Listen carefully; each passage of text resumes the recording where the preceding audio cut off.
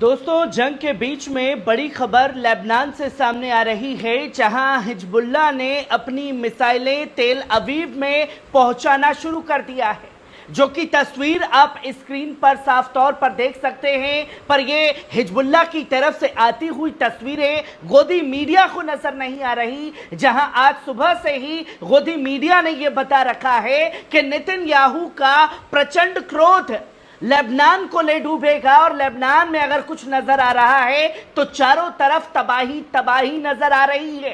वहीं हिजबुल्लाह ने अपनी मिसाइलें तेल अवीव मोसाद के हेडक्वार्टर के पास पहुंचा दी है, जिसने खलबली मचाने का काम किया है। और साथ ही साथ हिजबुल्लाह ने अपनी ताकत के बारे में बताया है कि अगर ये 5 चीजें इजराइल ने की तो उसका खामियाजा उसे भुगतना पड़ेगा, और किस किस जगह से उसके खिलाफ मोर्चे खुलेंगे इसका अंदाजा नहीं लगाया जा सकता। ये तमाम चीजें आपके सामने रखूंगा, पर सबसे पहले अपील कि पल पल न्यूज को सब्सक्राइब कीजिए, बेल आइकॉन दबाइए, वीडियो को ज्यादा से ज्यादा शेयर कीजिए, लाइक कीजिए, कमेंट कीजिए और सच्ची पत्रकारिता को बचाने के लिए चैनल को ज्वाइन कीजिए। अब आपको बता दें कि मजलूम फिलिस्तीनियों की गाजा पट्टी में जानदार इज्जतदार मुजम्मत के हक में लेबनान और उसकी आवाम के दिफा में इस्लामी मुक़ावमत ने बुधवार की सुबह तकरीबन 25 सितंबर 2024 को 6:30 बजे कद्र एक बैलिस्टिक मिसाइल का इजाला किया। इस मिसाइल का निशाना तेल अवीव के नवा में मौजूद मोसाद का हेडक्वार्टर था, जो फिलिस्तीनी क़ियादत की तश्कीली और वायरलेस डिवाइसेस और पेजेस के धमाकों का जिम्मेदार है।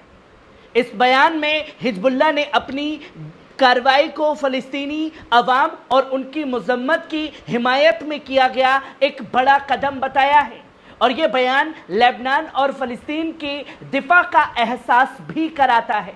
लेबनान के हिजबुल्लाह ने पहली बार इस जंग के दौरान तेल अवीव पर बैलिस्टिक मिसाइलें दागने का काम किया है। इस मीडियम रेंज बैलिस्टिक मिसाइल को David's ceiling air defence system के इंटरसेप्ट किया, जो मीडियम रेंज मिसाइलों को रोकने के लिए मखसूस है।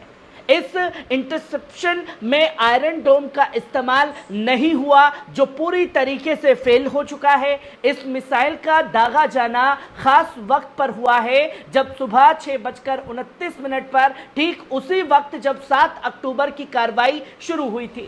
इस हमले ने इजरायली दिफाई फौज के हैरान कर दिया, क्योंकि उन्होंने ये मान लिया था कि इस स्टेज पर तेल अवीव जंग में शामिल नहीं है। हिजबुल्लाह ने इस हमले पर अब तक कोई बयान जारी नहीं किया है, और ये भी वाजह नहीं है कि मिसाइल का सटीक निशाना क्या था, जिसमें ज़ायोनिस्ट इजरायली मीडिया ने एक तस्वीर जारी करके कहा, जिसमें यह दिखाया कि मिसाइल के इंटरसेप्ट पॉइंट के पास एक जहाज उड़ रहा था, जो इशारा करता है कि इस सिस्टम से होने वाले मुमकिना नुकसान की संगीनता काफ़ी बढ़ सकती है। इस वाक़े ने इजराइल के लिए हालत और संगीन कर दिए हैं, क्योंकि हिजबुल्लाह की तरफ से तेल अवीव पर सीधे हमले की खतरनाक इम्कानात से इलाकाई कशीदगी और बढ़ा सकती है।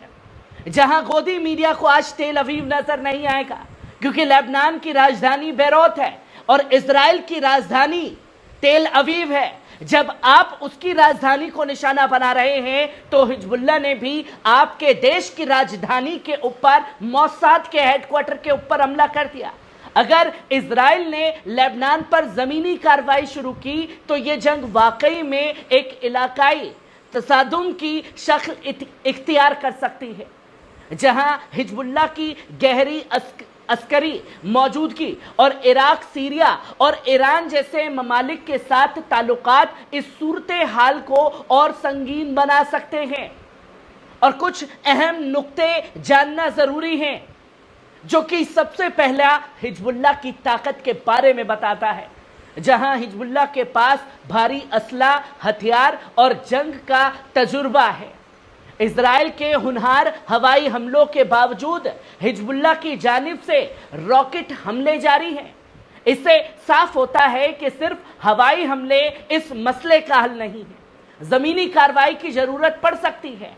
मगर इससे बड़े पैमाने पर जानो माल का नुकसान होगा इजरायली फौज को, जहां इराक सीरिया से भी मोर्चे खुलेंगे, जहां ऑलरेडी हिजबुल्लाह के फौज मौजूद है। दूसरा है कि लेबनान की सरहद, सीरिया से लेबनान और सीरिया से तवील सरहद हिजबुल्लाह को हथियार और रसद मुहैया कराने में मदद कर सकती है। सीरिया और ईरान जो हिजबुल्लाह के करीबी हामी सहयोगी हैं, इस तसादुम को और बढ़ा सकते हैं। ईरान उन्नत हथियारों की फरहमी कर सकता है, जिससे सूरत हाल और भी पेचीदा और जटिल हो सकते हैं। और तीसरी सबसे बड़ी ताकत के बारे में बताया गया इलाकाई असरात, जो अगर इजराइल लेबनान में जमीनी कार्रवाई करता है तो पूरे इलाके में तशद्दुद भड़क सकता है। ईरान और सीरिया से डायरेक्ट या इनडायरेक्ट हिमायत हिजबुल्लाह को मिल सकती है।